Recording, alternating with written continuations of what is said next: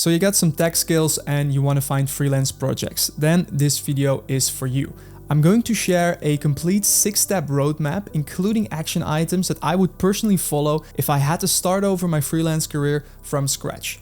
And no, this is not just a how to get started on Upwork guide. And now I've personally been making a full-time living for the past 5 years as a freelancer working on data and AI projects. And during that period, I've secured well over $500,000 worth of freelance contracts. And next to that, I've also helped dozens of data professionals like you to get started with freelancing, to make more money, work on fun projects, and create freedom. So with that introduction out of the way and a little credibility check mark, let's now get into what we're going to cover in this video. And I've split it up into 3 parts. So first, we're really going to look at the freelancing paradigm and tackle some common misunderstandings and misconceptions that a lot of people have.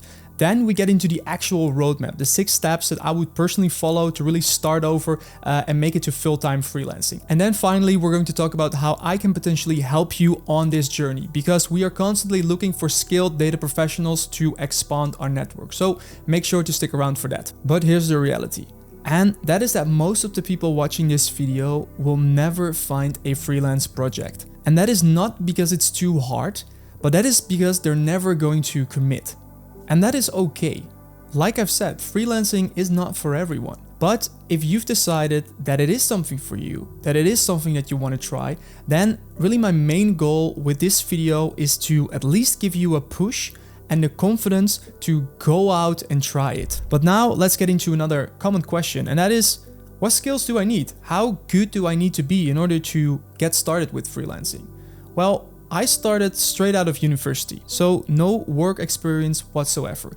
But I did follow an artificial intelligence degree, which gave me the technical skills that I could use for freelancing. And now I know that some of you watching might not have a technical degree, are still studying, or new to working with data and AI. And if you question your current abilities to already take on freelance projects, then I would recommend to check out my free community, Data Alchemy. I will leave a link in the description. Like I've said, it's completely for free. And if you follow the courses in there, you'll be better prepared, way better prepared than I was coming out of university. So that should be a good starting point. And if you're already a working professional, you already have some experience, then I would say don't stress too much about it. You are probably ready. The best way to learn actually is on the job. Just dive straight in and figure it out later. Now then, on the question of whether you need a degree in a data related field, definitely not. It can help, but I would say certifications with one of the major cloud platforms like AWS or Azure or the Google Cloud Platform are going to help you more than getting a degree, because those cloud certifications will make you certified, so AWS certified or Microsoft certified, etc. And they will also give you practical skills to not only develop a solution locally, a dashboard locally, a model locally, but also show you how you can actually deploy that in the cloud, because in the real world, that is where applications end up, and something that is not much covered in studies or in university. And now finally, before diving into the roadmap, let's cover 3 mistakes that almost everyone starting out with freelancing makes. And the first mistake that people make is they skip the fundamentals and go straight into how do I find clients? And admit it, you probably fall into that category as well. That's probably why you're here. You think, hey, freelancing, this is something I want to do, but how do I find clients? But before you can actually solve the problem of client acquisition, the big question, right? How do I find clients? You have to tackle 4 other problems first. And that is exactly what we're going to cover in the roadmap. And now the second mistake that a lot of people make, which we already briefly covered, is that most people just focus on freelance platforms. And this is really hard in the beginning, especially without the proper guidance and strategy. And this is kind of like a chicken and egg problem, where to succeed on a platform, you need to build your reputation, you need reviews, you need to establish your profile. And in order to do that, you first need projects. So you can't get one without the other. And the third mistake that a lot of people make is only focusing on small projects, and as a result feel like that freelancing is very hard and they can never make a full-time living off of it. Let me explain. So usually what happens is people start out with a full-time position and then think, hey, freelancing, this is something I want to try. So they naturally start taking on or trying to look for small projects that they can do next to their full-time position. So again, this is in the mornings, this is in the evenings, in the weekends. As a result, you can only take on projects of a certain size. And in doing so, you are going to likely work with companies who have very small projects for you. So these could be projects that you complete in a day, maybe a week, maybe it takes a month. But really, if you look at the people that do this full time and do it successfully, they always have a combination of very long-term contracts with companies on a freelance basis, but long-term, and stack smaller projects on top of that. Because the last thing that you want to do is chase from project to project to project. As a result, you might have your full-time income and then you make a couple $100 here, a couple $100 there, and you feel like there's no way I can take this to full-time. And that is because you're limited by your full-time position and not focus on strategies to secure those long-term contracts with larger organizations where you can work as a freelancer as well. So that's a little nuance in the data and tech industry that I want you to keep in mind. Let's now actually get into the 6-step roadmap that really I would follow to find freelance projects. And step 1 is really getting clear on your business plan, because as a freelancer, you're essentially starting a business. While a very simple business, it is still a business. So we need a business plan. And this doesn't have to be complicated. You really only need to do 4 things really to figure this out. So grab a piece of paper or open up a doc and work this out. You got to start with a skill. What's the core skill that you have right now that you want to help your clients with? And I recommend to start with one skill. Later, you could potentially extend this to include more skills, but start with a high-level general skill like data science, data analysis, data engineering, AI engineering, machine learning. So as you can see here, you can just really think about the formal roles, job roles in the data and AI industry. So this is your starting point. All right, so once you get clear on that, the second thing is we are going to define your service offering. So what can you actually offer as a data scientist? What can you offer as a data analyst to help clients with? And here you should really think about the outcomes, the deliverables that you can actually help clients with, because you're not going to help clients with data science. No, you're going to help them, for example, to create a predictive model to solve a particular business problem.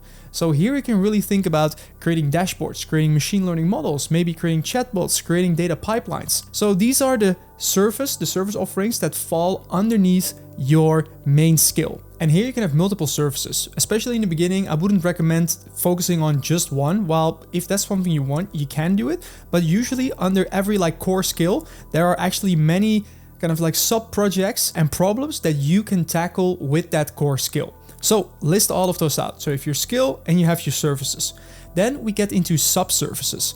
And these are essentially the little intermediate steps that you need in order to deliver on the service. So if you, for example, think about machine learning, to deliver a full machine learning project, you need to focus on data preparation, data cleaning, data processing, feature engineering, training the models, evaluating the models, maybe creating a dashboard, and then also maybe deploying it in the cloud.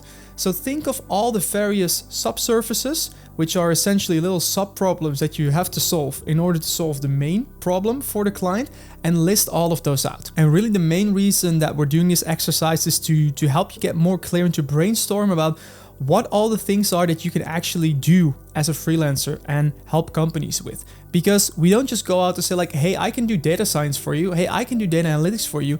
No, we gotta be a little bit more specific than that. And this exercise helps you brainstorm with all of that and also gives you a bit of confidence to actually see, you know what, there's actually a lot of things that I can do. There are a lot of things that I can actually help clients with. Next to that, we are going to do some market research. So given all of those services and mainly your core skill, you're going to do some research and figure out, hey, what are current and ongoing market rates for freelancers within, for example, a particular industry, within a particular country, maybe even within a particular state. And also consider your experience level. Are you beginning or are you a senior with already 20 plus years experience? And you can do this by simply doing a Google search with freelance data scientist hourly rate in, let's say, the Netherlands, in the US, in Germany, whatever.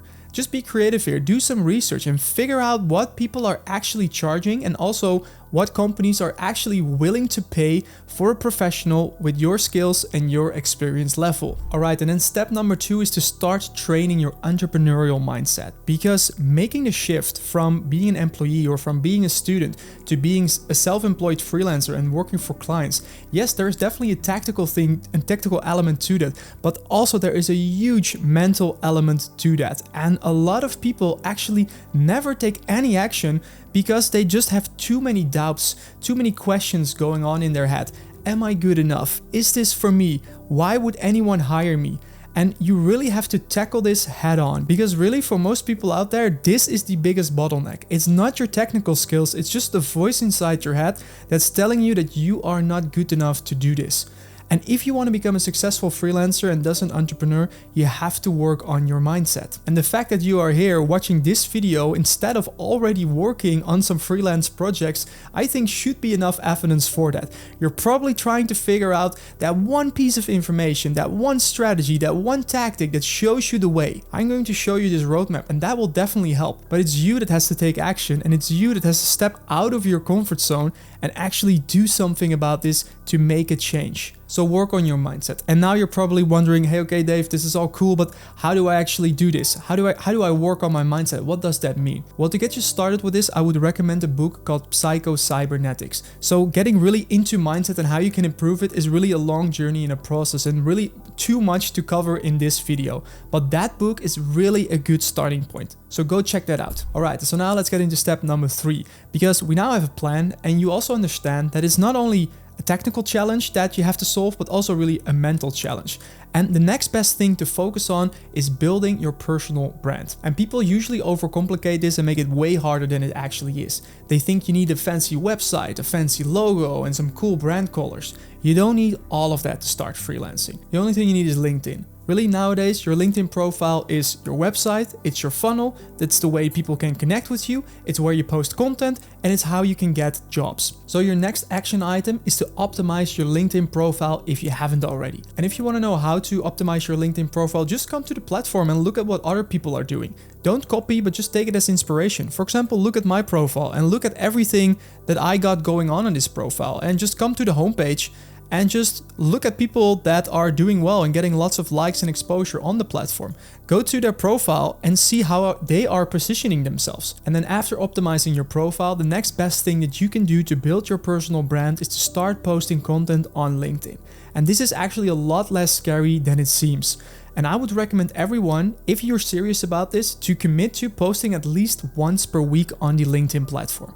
Well, then you might be asking, well, what do I write about? This could be anything, it doesn't matter, it's your personal brand. You can define the strategy. You can talk about things you've learned, you can talk about projects you've worked on, you can talk about things that interest you, or you can just talk about personal stories that are going on in your life. That's the beauty about building a personal brand. And if you want some inspiration, just come to my profile. Make sure to give me a follow so you also stay updated on everything that I post, so you can kind of see how I'm building my personal brand on the platform.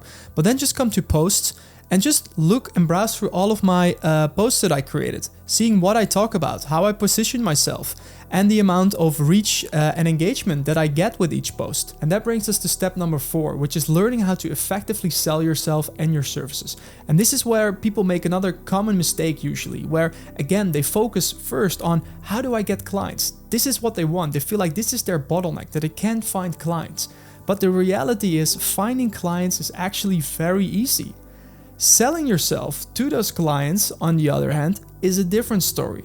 And a lot of technical people actually struggle with that. And in order to be good at sales, you really need to understand how to package your services, how to price your services, understand the sales process, really understand how you can take a cold lead, a stranger really, to a high-paying customer and build trust along the way. And this really is a skill. Sales is a skill that you have to learn through studying and then also mainly through practicing. And the most important concept to understand here within sales as a freelancer is that it's never about directly selling your services to the client, but rather selling a tailored solution to a problem that the client is experiencing. It's never about directly selling data science or AI or even a chatbot.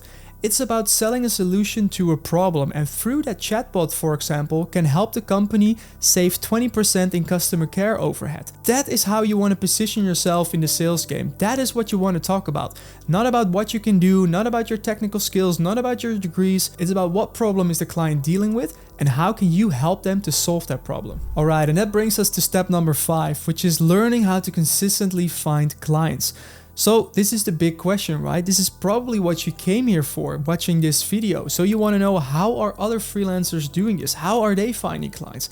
How am I finding my clients? What's the secret strategy? What's the magic funnel? So to get started, let's actually look at the data and look at how people in general are getting freelance projects. So here's a graph with a title called Main Information Sources Used by Freelancers to Find Work in the US. So it's from 2020. It has over 6,000 respondents, and there's a distinction between always freelance and pause freelance, but that's very similar. And here, if we look at the data, we can really see that in the top 4, really the bulk is from either previous clients, freelance, friends and family, social media, and professional contacts. And if I consider my own situation, my business and my journey, but also the people that I've helped throughout the years, I can definitely confirm these numbers. These top 4 channels are definitely the most common ways for freelancers to find projects. But now you also see one of the major issues is that actually as a freelancer, especially in the data and tech industry, most of your work, and especially for me, most of my work just comes from previous clients. But then again, the question is, okay, how do I find that initial client base so I can start that snowball effect, right? Well, I really would recommend friends and family, social media, and professional contacts that you already have. And now this figure and this strategy, it mainly just tells you where to look, right? So friends and family, social media, professional contacts, or previous clients if you have them. But it doesn't really tell you much about how to go about it, right? There's no clear action plan for you to get started with. So probably your best place to go to is another book by Alex Hormozi called $100 Million Leads. And this really shows you some actionable steps that you can take to find your first paid projects. But one thing to note here is that this is a general business book, and while the principles will still apply in any industry, the data and tech industry has its own nuances, and really the most important aspects to consider here with regards to the data and tech industry is twofold. So on the one hand, we have this notion of volume, where as a freelancer, you can do a lot of work with just one client. You can make a full-time living with 1 or 2 clients. You can do that. You cannot do that in many other industries. And the second thing to keep in mind is that in the data and tech industry, in general, projects can get quite complex, and a lot of it is custom, meaning every time that you start a new project with a client, it's a completely unique situation. It's a different tech stack, maybe a different problem, different data, and this makes scaling your services with multiple clients challenging. So that's something that you have to keep in mind, but that book is a really good starting point to get you going. Alright, and that brings us to the final step, number 6, and that is learning how to become a true freelancing professional. And what I really mean by this is it's not only about finding the projects, right? It's not only about finding the clients, but it's much more about making sure that you deliver the work, that you help the client in such a way that you get repeated work out of it. Remember the figure I just showed you? Almost 50% of the freelancers find new projects through previous clients, and the only way that you can do that is if you deliver exceptional services.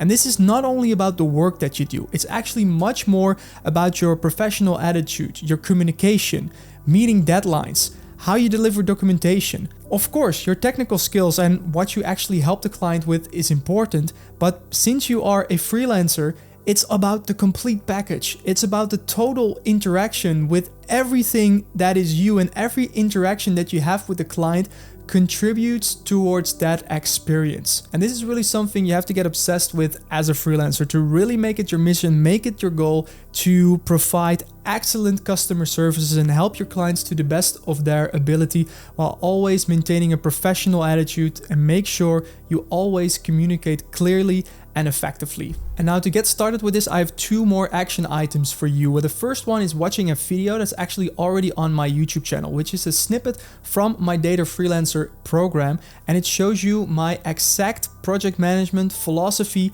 and setup. So that's something you can look into. And then the second action item is another book called How to Win Friends and Influence People. This is an excellent book that will teach you the fundamentals of how to build good relationships with your clients, and not just your clients, with anyone. So I highly recommend that book. Don't underestimate the importance. I know it's pretty cliche, right? Yeah, communication is important. We all know that, but it is so much more important than you think to become a successful freelancer in the long run. So that concludes the roadmap, and those are really the steps that I would focus on if I had to start over my freelance career from scratch. And now, if you do decide that you want to take action on this, that this is something for you, and you commit to following the roadmap, what can you expect? What kind of results? What kind of progress? And to be honest, that is mostly going to depend on how much you are willing to step outside of your comfort zone, more than your technical skills. And if you, for example, only stick to just using freelance platforms, which is really safe essentially, you're probably going to have a hard time. Sure, eventually you will find a project if you just commit to it, but it will probably not be anything life-changing. And now everyone's journey here is going to be different. I've seen plenty of people make it to 6 figures already after 1 to 2 years of starting their freelancing journey. But I also know that this might not be realistic for everyone. But really, with persistence and also with the right plan, following this roadmap, for example, I really believe anyone with data skills can at least make another $2,000 to $3,000 per month if you stick to it and if you commit. But just remember that this is a journey and not something that will happen overnight. This really takes hard work. And now I also know that probably 95% of the people watching this video will after this just continue on with their days and their lives, not taking any action, not changing anything. But if you fall into the 5%, if you are an outlier in that sense and you do decide to take action and you do want to do this, but want even more help than I've given you already in this video, and you really want a proven system where you not only get the roadmap, but also get guidance along the way, then Data Freelancer might be something for you. So Data Freelancer is a 12-month program exclusively for experienced data professionals who want to start or scale a freelancing business to, like I've said, make more money, work on fun projects, and create freedom. It's essentially a collection of systems to help you with everything that we've covered in this video, and actually a lot more, using a proven step-by-step system that you can use to land your first paid projects in as little as 60 days. It's a complete playbook on how we run our business, including training, resources, and templates, and everything really that you need to get started with freelancing. Where really the biggest thing is that you're not doing this alone, but doing it with a group of like-minded people who are already playing the game